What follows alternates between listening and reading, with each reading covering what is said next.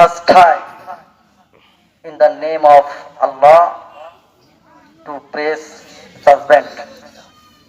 আমরা সর্বপ্রথম সেই মহান মনিবের দরবারে প্রশংসা করব, শুকরিয়া আদায় করব যে আল্লাহ পাক রব্বুল আলামিন দয়া করে মায়া করে এই বেহেশতের বাগানে আসার জন্য, বসার জন্য, বলার জন্য সুযোগ করে দিলেন। এই তো আমরা জোরে সরে বলবো আলহামদুলিল্লাহ।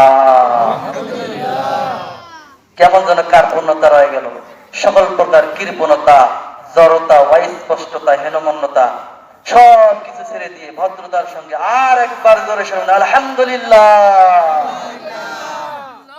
আপনারা এই বেহেশতের বাগানে আসতে পেরে ক্লাস খুশি না বেজার? খুশি।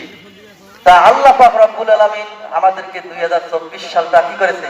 পেরিয়ে গিয়েছে। 25 সালে আমরা এসেছি।